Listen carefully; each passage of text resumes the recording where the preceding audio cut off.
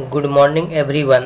मैं सुदर्शन कुमार आपका अपना चैनल SMITI जोन में फिर से एक बार आप लोगों का स्वागत करता हूं। आज के इस वीडियो में मैं आप लोगों को विद्युत रासायनिक प्रभाव एवं रासायनिक सेल के वस्तुनिष्ठ प्रश्न के बारे में बताऊंगा, जो आपके UPPCL TG2 एग्ज़ाम के लिए काफ़ी हेल्पफुल होगा। साथ ही साथ जो कोई विद्यार्थी एनुअल या सेमेस्टर का एग्ज़ाम दे रहे हों, उनके लिए भी काफ़ी हेल्पफुल है। तो चलिए हम स्टार्ट करते हैं।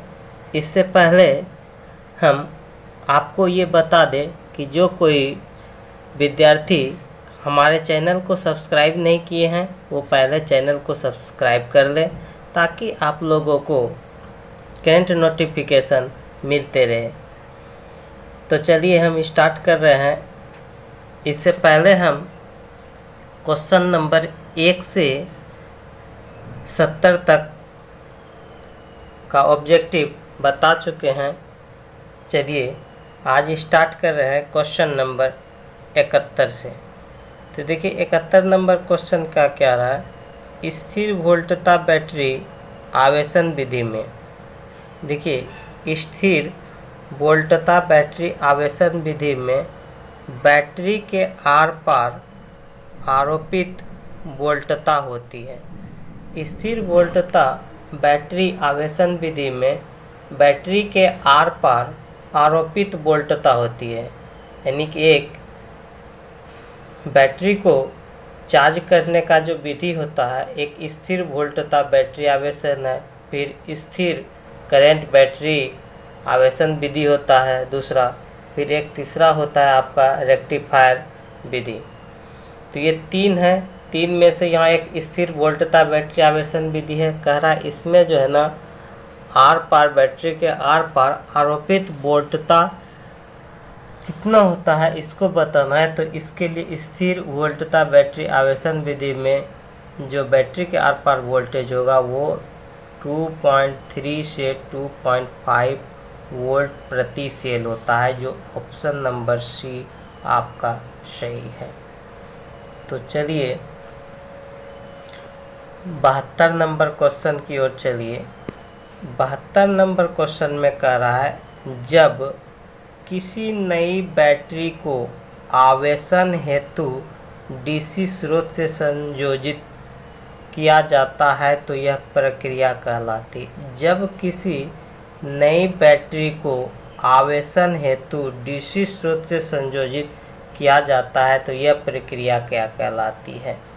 तो जब किसी नई बैटरी को, यहाँ देखिए क्या कर रहा है, नया बैटरी को आवेशन मतलब चार्ज हेतु हम लोग DC स्रोत से संयोजित करते हैं, तो इस प्रक्रिया को हम लोग कहते हैं आरंभिक आवेशन। इस प्रक्रिया को हम लोग क्या कहते हैं, आरंभिक आवेशन, जो ऑप्शन नंबर ए सही है। अगर कोई भी नया बैटरी को हम लोग आवेशन हेतु DC स्रोत से संयोजित करेंगे तो इस प्रक्रिया को कहेंगे आरंभिक आवेशन। 73 नंबर क्वेश्चन देखिए। 73 नंबर क्वेश्चन कह रहा है कि बैटरी को एक नियत अंतराल पर टॉपअप करने की आवश्यकता क्या इंगित करती है। बैटरी को एक नियत अंतराल पे टॉपअप करने की क्या आवश्यकता होती है। आखिर हम लोग बैटरी को एक नियत अंतराल पे टॉपअप करते हैं, इसकी क्यों आवश्यकता होती है, करने की आवश्यकता क्या इंगित करती है। तो टॉपअप करने की आवश्यकता क्या इंगित करेगी, इंगित ये करेगी बैटरी ओवरचार्ज हो गई। बैटरी क्या हो गई, ओवरचार्ज हो गई, जो ऑप्शन नंबर आपका ए सही है। टॉपअप करने की आवश्यकता क्या इंगित करेगा, वो इंगित करेगा आपका कि बैटरी ओवरचार्ज हो गई है। ठीक है, टॉपअप करने की आवश्यकता क्या इंगित करता है, तो बैटरी ओवरचार्ज हो गई है। उसके बाद 74 नंबर क्वेश्चन में कह रहा है बैटरी को फिट करते समय बैटरी का की के डैश का ध्यान रखें। बैटरी को फिट करते समय बैटरी का की के डैश का ध्यान रखें। तो क्या ध्यान रखना चाहिए? जैसे हम बैटरी फिट कर रहे हैं तो उस समय बैटरी का हमको क्या ध्यान रखना चाहिए? उसकी ध्रुवता का, पोलरिटी का ध्यान रखना चाहिए, जो ऑप्शन नंबर बी सही है। चलिए 75 नंबर क्वेश्चन देखिए क्या कह रहा है कि जब पूर्ण रूप से आवेशित बैटरी बेंच चार्जर से या तो विलगित हो या वाहन में लगी हो तो चिंगारी बिल्कुल उत्पन्न नहीं होनी चाहिए, क्योंकि क्या होता है? जब पूर्ण रूप से आवेशित बैटरी बेंच चार्जर से या तो विलगित हो या करा वाहन में लगी हो तो चिंगारी बिल्कुल उत्पन्न नहीं होना चाहिए, क्योंकि सेलों से मुक्त गैस काफ़ी विस्फोटक, क्योंकि चिंगारी इसलिए उत्पन्न नहीं होना चाहिए अगर पूर्ण रूप से आवेशित बैटरी वाहन में लगी हो और चिंगारी बिल्कुल नहीं होना चाहिए। नहीं होने का कारण यही है कि इससे जो सेलों से जो मुक्त गैस निकलती है वो काफ़ी क्या होती है? विस्फोटक होती है। इसलिए ऑप्शन नंबर ए आपका सही है। 76 नंबर क्वेश्चन देखिए कह रहा है कि निम्न में कौन सी अनुरक्षण मुक्त बैटरी नहीं है? इसमें कौन सा कह रहा है? निम्न में कौन सा अनुरक्षण मुक्त बैटरी नहीं है?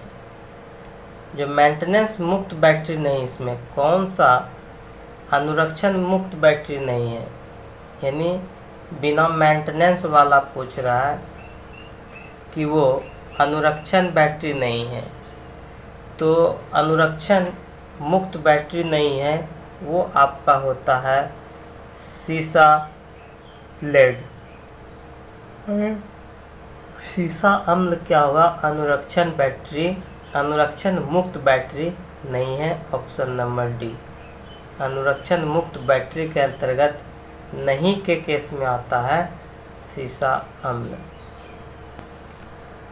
77 नंबर क्वेश्चन देखिए। 77 नंबर क्वेश्चन में कह रहा है कि बैटरी को वोल्टेज की माप करते हुए इसकी चार्जिंग स्थिति को जांचने के लिए किस यंत्र का उपयोग किया जाता है?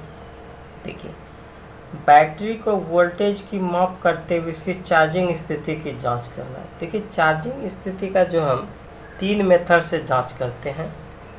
एक आपका हो गया हाइड्रोमीटर, जो चार्जिंग स्थिति की जांच किया जाता है इससे भी। उसके बाद होता है दूसरा उच्च दर का विसर्जन टेस्टर, ठीक है। दूसरा हुआ आपका उच्च दर का विसर्जन टेस्टर। तीसरा होता है गैस डिस्चार्ज। ये 3 यंत्र हैं जिसके द्वारा आप चार्जिंग स्थिति की जांच कर सकते हैं।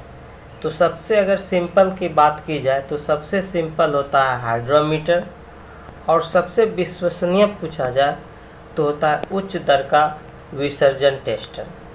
ये याद रखिएगा। तो अब देखिए इसमें कह रहा है कि बैटरी को वोल्टेज की माप करना। अगर बैटरी का वोल्टेज माप करना है तो उसके लिए हम लोग क्या करते हैं? उच्च दर का विसर्जन टेस्टर का प्रयोग करते हैं, जो ऑप्शन नंबर सी आपका सही है। चलिए उसके बाद 78 नंबर आइए।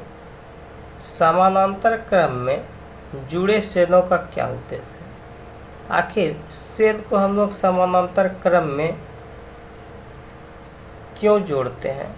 यानी जोड़ने का मेरा क्या मकसद है? मकसद यही है कि हमको क्या लेना है, उससे धारा की क्षमता को बढ़ाना।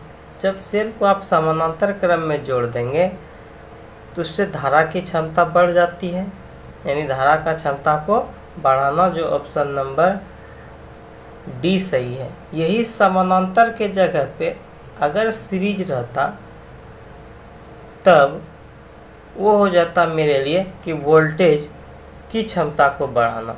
अगर श्रेणी क्रम में रहेगा तो हम क्या करेंगे, उससे वोल्टेज की क्षमता को बढ़ाएंगे। यहाँ समानांतर क्रम में है तो धारा का क्षमता बढ़ेगा। चलिए 79 नंबर क्वेश्चन। 79 नंबर क्वेश्चन में कह रहा है कि 4 सेलों को समानांतर क्रम में जोड़ा गया। 4 सेल किस क्रम में जोड़ा गया है, समानांतर क्रम में जोड़ा गया, और प्रत्येक सेल की 1.5 वोल्ट और 16 एम्पियर आवर रेटिंग है। इस बैटरी की एम्पियर आवर रेटिंग क्या होगा। 4 सेल है और आपको पता है कि अगर कोई सेल समानांतर क्रम में जुड़ा है तो सभी सेल का वोल्टेज क्या होगा, 1.5 वोल्ट ही होगा सब सेल का। लेकिन 4 सेल का प्रत्येक सेल का रेटिंग देखिए इतना बता रहा है 16। तो इस बैटरी की रेटिंग क्या होगा, तो इस बैटरी की रेटिंग क्या होगा, 4 × 16 तो 16 चौके 64 एम्पियर आवर हो जाएगा। जो ऑप्शन नंबर आपका डी सही है। चलिए अब चलते हैं, 79 हो गया।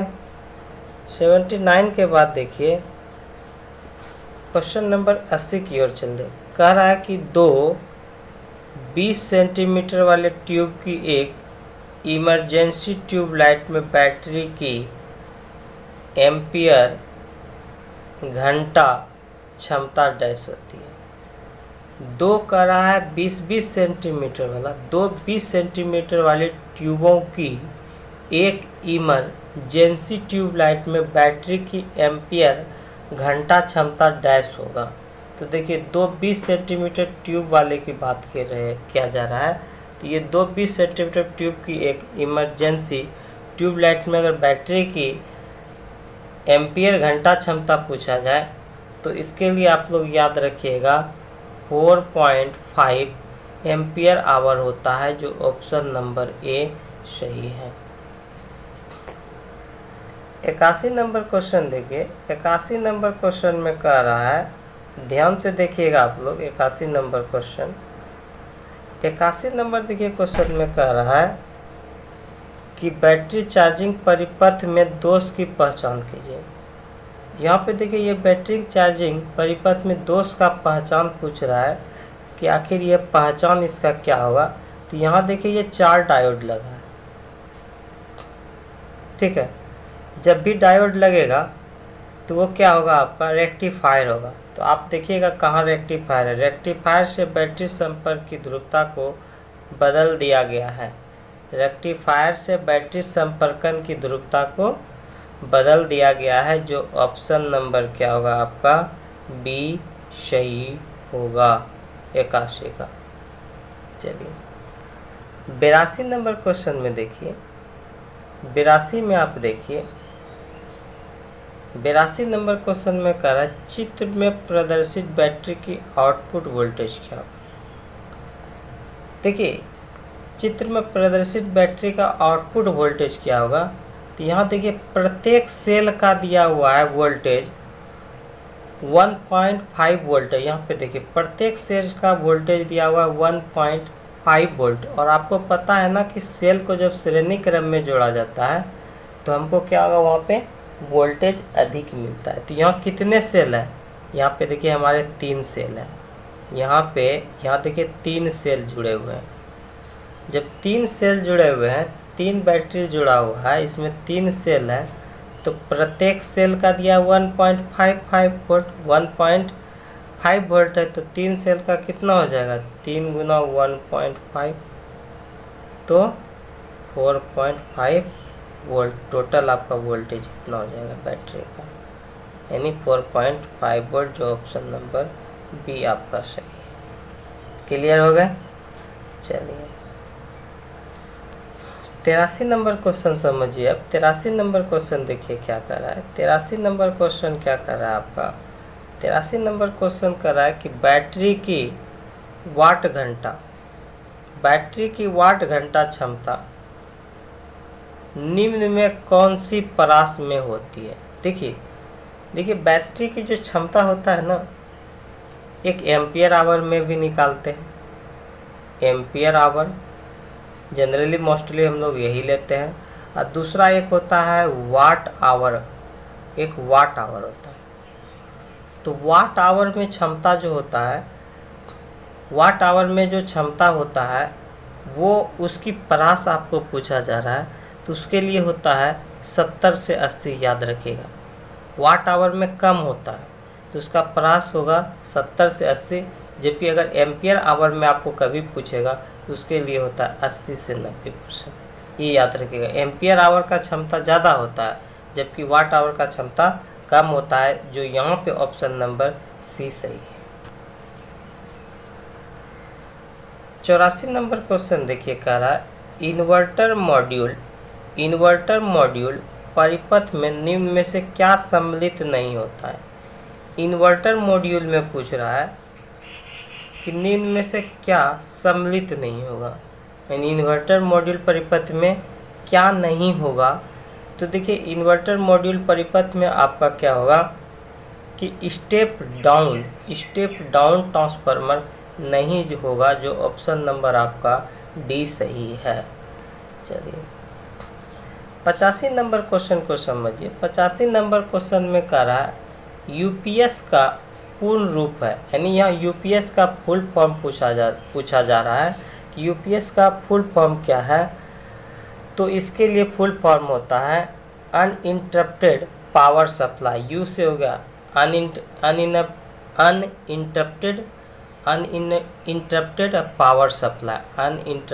पावर सप्लाई, जो ऑप्शन नंबर ए सही है, यूपीएस का फुल फॉर्म। उसके बाद देखिए 86 नंबर क्वेश्चन कह रहा है कि यूपीएस प्रणाली हेतु निम्न में से कौन सी बैटरी अधिक प्रयोग की जाती है। यूपीएस प्रणाली हेतु निम्न में कौन सी बैटरी अधिक प्रयोग की जाती है। तो कौन सा अधिक हम लोग बैटरी उपयोग करते हैं, इसके लिए हम लोग प्रयोग करते हैं लेड एसिड बैटरी। यूपीएस प्रणाली में अधिक जो प्रयोग करने वाला बैटरी है वो हम लोग अधिक प्रयोग करते हैं लेड एसिड बैटरी, जो ऑप्शन नंबर 20 सही है। 87 नंबर क्वेश्चन को समझिए कि यूपीएस में वह भाग जो एसी पावर को डीसी पावर में परिवर्तित करता है वह डैश कहलाती है। यूपीएस में क्या करता है, यूपीएस का वह भाग बताना है जो एसी पावर को डीसी पावर में बदले। तो ऐसे परिवर्तन को हम लोग कहते हैं रेक्टिफायर, उसको हम लोग क्या कहते हैं, रेक्टिफायर। तो चलिए आज का सेशन यहीं पे समाप्त करते हैं। यदि आप लोगों को आज का सेशन पसंद आया हो तो दिल से लाइक करें, शेयर करें। यदि हमारे चैनल पे नए हैं तो चैनल को सब्सक्राइब करें और बेल आइकॉन को प्रेस करें ताकि आप लोगों को करंट नोटिफिकेशन मिलते रहे। मिलते हैं next day. Thank you class.